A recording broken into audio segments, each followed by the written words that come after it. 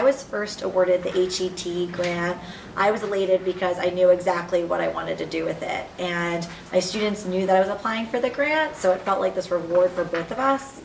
And it also felt like an opportunity was granted to us, no pun intended. I was very excited. I told the students the next day that we would be getting ukuleles for the middle school program, and they were ecstatic.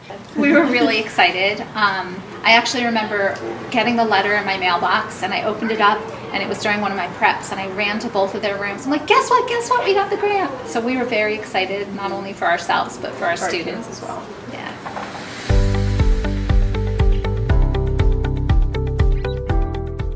It has transformed my teaching, just with the ability to take risks and kind of try things out.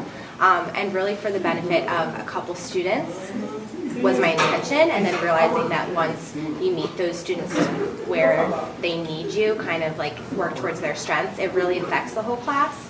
So with the grant being something for just a couple of students, I've seen it just completely transform our classroom environment. So it's encouraged me to take risks. It's had a very positive impact. I started the ukulele in 5th grade, and the kids are moving up through the program into middle school now, having some knowledge of playing. The kids are very calm. I find that it really brings their mood in a very positive place. In music class, they all enjoy coming, and even if they're not all that excited about singing, they like to play the instruments, and the strumming pattern is very relaxing to them. So it's made an incredible addition to the music program on the elementary level, and now into the middle school level, where it can be a little more stressful for them, and this has been a very relaxing part of our day. It's going to allow me to do things that I wouldn't normally be able to do because of resources, so it's going to allow us to expand our scope for environmental science into the community, and ultimately for the Sustainable Jersey program. Well, I run the STEM club at Elizabeth Haddon, so right now we're using a 3D printer. So the impact is we actually got Legos that are motorized, so now we can use those motorized Legos to make our designs come into fruition, not only through the 3D modeling, but with Legos as well. We, in implementing Makerspace, it's a STEAM initiative, so when we were gathering materials on our own, we had parts of the science or the art, a little bit of technology. So when we received the grant, we were able to make it fully operational. We were able to really address the science, the technology, the engineering, the math side, the really build up the artistic part of the Makerspace, and it will really benefit the students.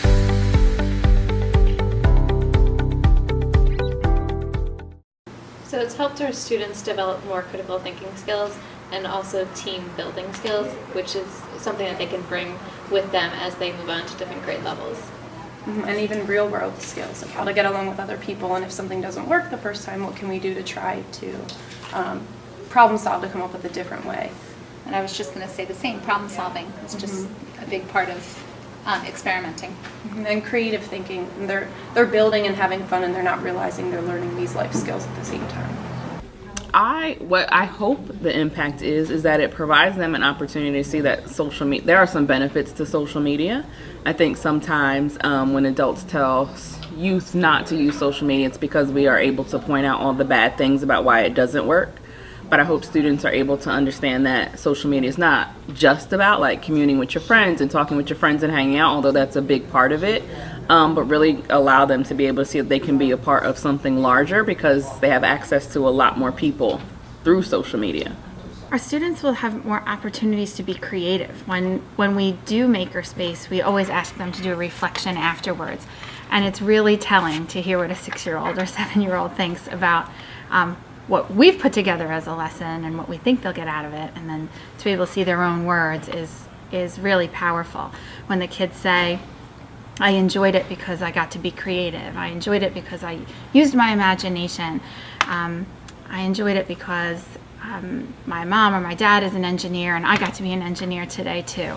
It really does make them think about trying out new things outside of the classroom, and when they get to try things in the classroom, and then a couple weeks later they come home and say, I got one of these at home now, and I got to try it. I showed my brother, I showed my sister. It's that's really powerful, and that's making an impact. It's I think the motivation piece. So the materials that we have now are so exciting and so hands-on. We have them all arranged on a cart, so we have makerspace at least every other week. We try to fit it in. So if they see the cart when they come in the morning, it sets the tone for the whole day that we're looking forward to that in the afternoon. So for my students, I think that this empowered them because they were working directly with an actor who lives and breathes these texts just like they do. And I think that they realized that what they do in the classroom is really not too different, if at all, from what happens in the professional world in terms of acting and performance. And the Shakespeare course is not an acting course. It is an English course, and we're really focused on language, but we use performance-based skills to enhance and bring the text to life. So I think for my students, it was empowering for them. I think it legitimized the work that they do. And then they understood how much analysis it requires in order to perform. So I think that they learned a lot from this experience because it brought it to life. Well, similarly to that, so my students have seen that not one size fits all, and really what's fair is not what everybody needs, kind of that saying that we always go for. But I think they have seen that, the standing desks looks so neat, and they all want to try it out. But some kids can stay there for a longer amount of time and a longer duration, and it's still comfortable. And some kids have seen it as like, I'm done and I don't need this anymore. So I think they've learned that fair isn't always equal through the experience. So it's been great. They're going to get to see an extension on climate change science that most students don't get a chance to experience by looking at storage of carbon dioxide and the emphasis of doing that in a suburban setting. This is very new science. This is very experimental, but also very important. So they're going to be essentially on the cutting edge of climate change science.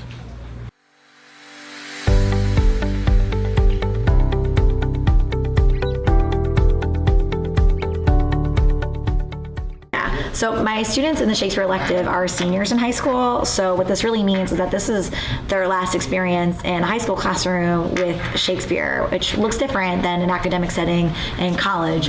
So my hope is that my students after this workshop would go see plays on their own and have an appreciation of the text that maybe that they didn't have before because they just saw it within the four walls of their classroom. And now that we're seeing the plays and then working with actors and learning their process, that they have a new understanding, evaluation, and appreciation of the arts.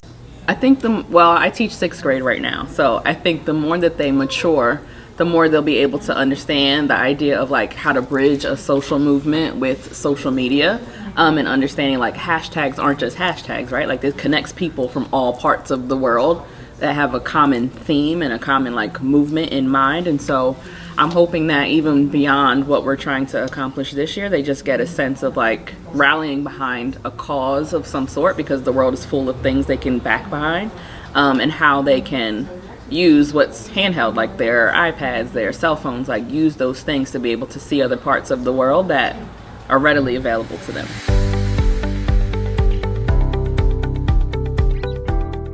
As a whole, it's great that we're moving towards STEM, and adding the technology and engineering part into our everyday teaching, and especially that they can be creative and design things based on, we're giving them a set of circumstances, like Tinkercad is a program that we use in City X. So they get to make something for somebody who went to an unknown planet and they have to come up with a design and then plan it out, do the engineering, and then they actually get to build it with a 3D printer. Well, Makerspace is building in our school and in the 3 elementary schools for sure. It's a philosophy, I think. It is.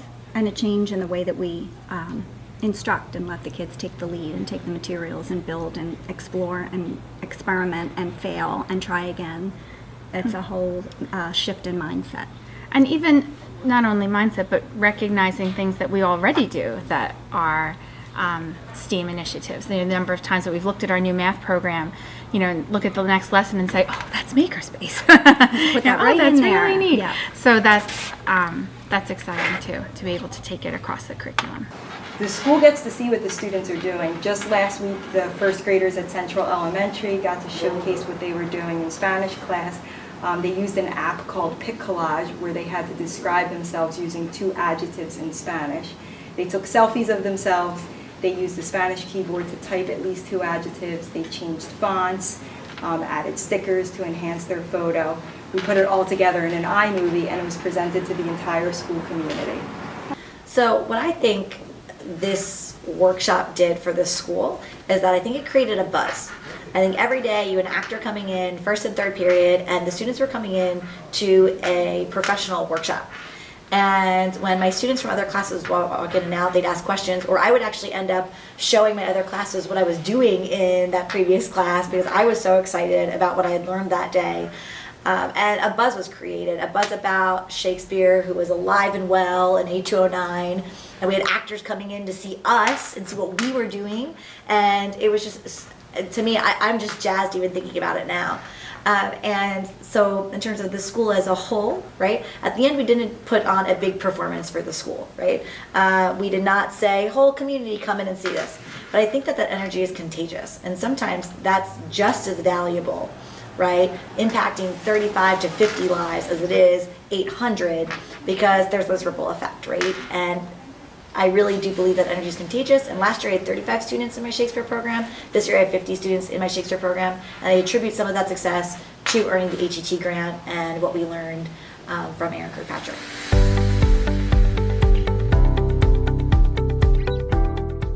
Yeah, I think it would be a really great opportunity if we were able to do it again and add to the materials that we already have and just get even more so we can continue having fun with it. Sure, if I have another good idea, I would consider it. I mean, a lot of the way I approach my classroom is all about like this idea of bridging academic learning with social learning. And so if I could figure out another way to kind of skim that back to something that students wouldn't mind being involved with, I absolutely would. Yes, we certainly, if we can think of something else that we need, we absolutely would. It was well worth the effort and time that we took to write the grant and to get to receive it. I think the satisfaction we got from that, we would absolutely apply again. Absolutely. It was an easy enough process to do, and I feel like it really benefited the program.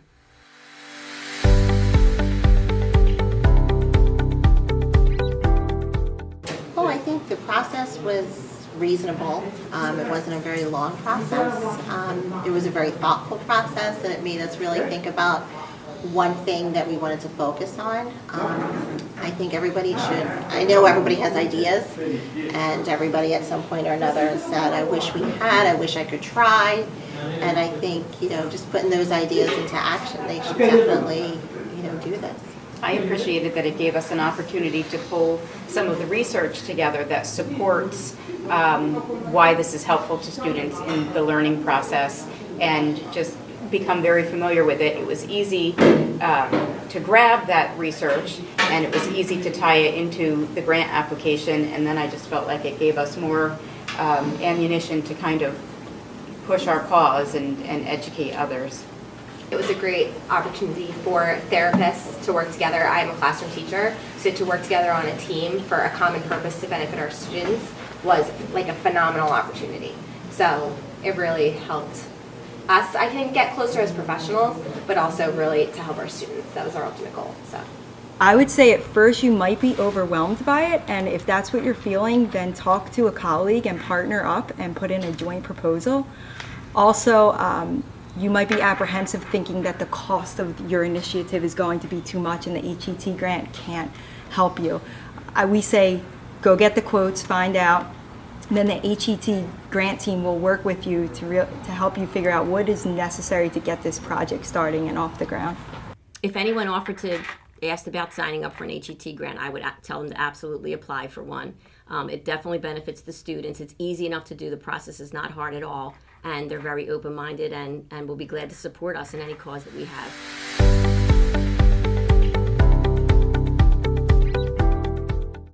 Well, the process overall was fairly simple. I feel like it was very straightforward. It was easy to fill out the grant, and so that part was pretty simple. Well, we did notice that some of the supplies that we wanted to order were cheaper found through Amazon, and unfortunately Amazon doesn't accept purchase orders, and so we weren't able to order through Amazon, and so we could have gotten more bang for our buck if we were able to. So I don't know if there's a way that HET could work somehow with Amazon, either accepting purchase orders or creating a different type of fund where they pay it. But it would have helped save a little bit of money, and then we would have had more for other supplies. I think the process ran pretty smoothly. I think the application itself was self-explanatory. I think it made it easy to be able to kind of submit it via Google Docs. That helped a lot, especially for somebody like me who did it last minute. And so I would just say kudos to them for the process because it works well. I think it would be helpful if the HET took time, and I don't know if we did this last year, so I apologize if this did happen.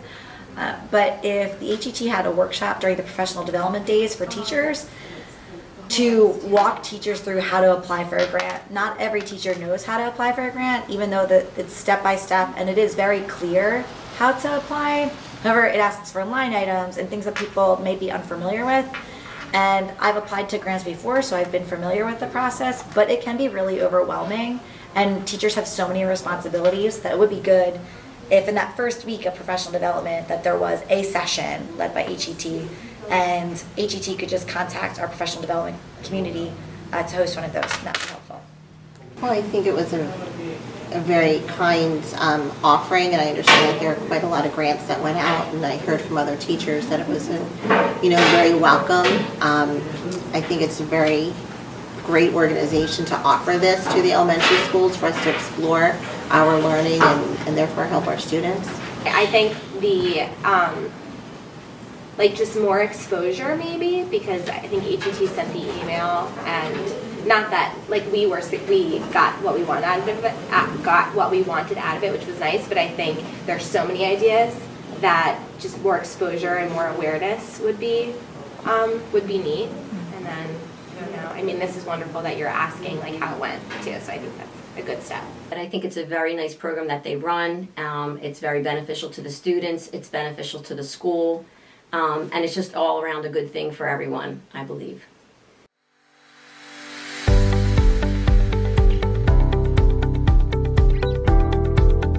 Haddonfield Educational Trust. Thank you so much, the Haddonfield Education Trust. Well, I have to thank my principal because he supports a lot. He makes me feel like my ideas are good ideas. So Dennis Miralda at the middle school, thank you for that. I would thank the HET for even, just considering my application, and for all of my students who excitedly join on to things like this, because they make me want to continue to think about creative ways to do the things that we're doing. I'd like to thank our principal. I'd like to thank Jerry Bissinger for pushing us in that direction to write a grant, and for introducing us to the concept. It was an in-house professional development that we took together. Yes. The 3 elementary principals put it together, and it was really exciting, and it sort of opened the door. And then we got some PTA money to buy some Lego kits, and then it just snowballed from there. So there's a lot of people to thank. Yeah, a huge thank you to the people that run the grant and the community at large, who just, if they can say yes, they'll find a way to say yes and help us out any way that we need. So the Haddonfield community, teachers, administration, everyone comes together. First, we would like to thank the HET and the grant team for making this even possible. The principals, the administration, and the secretaries for helping turn this from a piece of paper into reality. We also know that the HET puts events like a family barbecue, tennis, and golf tournaments to raise money, so we thank the community and the parents for raising money. We understand that corporate and public donors are involved, so we thank them as well. The Board of Education invited us to a meeting one night and presented us with a check. And honestly, we thank anyone that was involved in making this possible. We're really humbled by your generosity. So I really want to thank my students from the class of 2016 last year for sharing their enthusiasm and pushing me to do things like this. And I think that all teachers kind of feel that their students push them in these directions, and that's why these things come to fruition. But I'd like to thank the entire Haddonfield community, my current students, my former students, my colleagues, for supporting me and also supporting our students in the study of Shakespeare. Well, I think first of all, the HET and all of its supporters, I think this is a nice opportunity for them to see what happens with all the support that they give. We all had the support of this classroom, the elementary school principals. We all work in all three of the elementary schools, so all the elementary school principals helped us. The director of special services helped us. Definitely the members of the HET board who were so responsive and efficient in doing so. I think when we first sent it out, I can't speak for everyone, but I was nervous because it was sent electronically. I was nervous to know whether or not it was received. There was a deadline. They were very responsive and let us know it's been received, it's all good. And then when the decision making started, I thought it was really thoughtful that they notified each of us individually, even though we applied as a group for the grant. I thought that that was amazing.